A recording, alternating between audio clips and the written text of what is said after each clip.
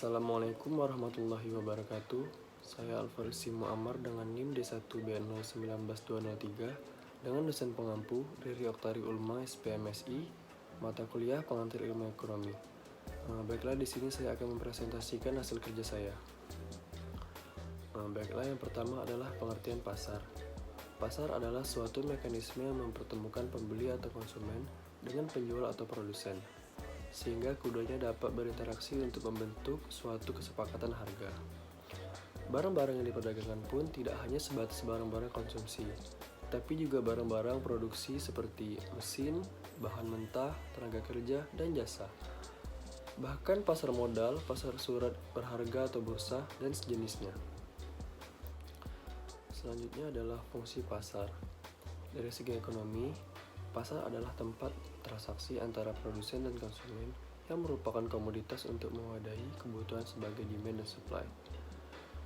Yang kedua, dari segi sosial dan budaya.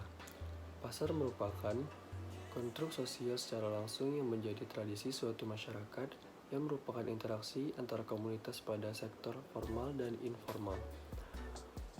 Yang ketiga, dari segi arsitektur. Pasar menunjukkan ciri khas daerah yang menampilkan bentuk-bentuk fisik bangunan dan artefak yang dimiliki. Baiklah, yang selanjutnya adalah definisi pasar menurut para ahli. Yang pertama, menurut Kotter dan Armstrong, tahun 1999. Mereka mendefinisikan pasar merupakan seperangkat pembeli aktual dan potensial dari sebuah produk atau jasa.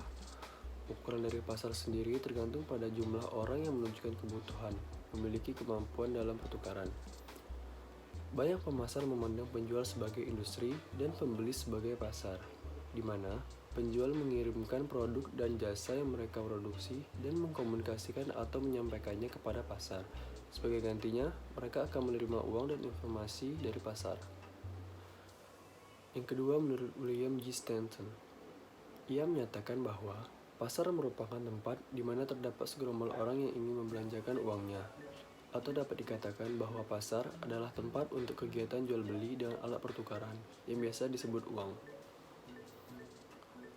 Yang ketiga, menurut Philip dan Kennedy, mereka mendefinisikan sebuah pasar sebagai sesuatu yang digunakan untuk menempatkan barang yang dibutuhkan oleh konsumen.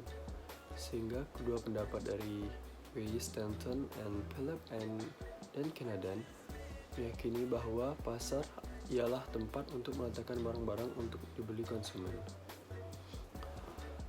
Selanjutnya, menurut Menkyu tahun 2007, ia berpendapat pasar adalah sekumpulan pembeli dan penjual dari sebuah barang atau jasa tertentu. Para pembeli sebagai sebuah kelompok yang menentukan permintaan terhadap sebuah produk, dan penjual sebagai kelompok yang menentukan penawaran terhadap produk. Selanjutnya adalah contoh-contoh pasar. Yang pertama adalah pasar modern sebagai berikut.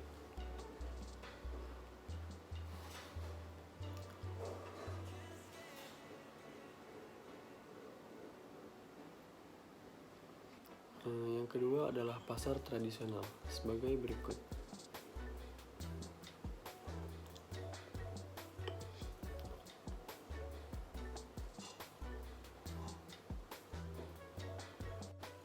Sekian presentasi dari saya. Apabila ada kekurangan saya mohon maaf. Saya akhiri, wabillahi taufiq wal hidayah. Wassalamualaikum warahmatullahi wabarakatuh.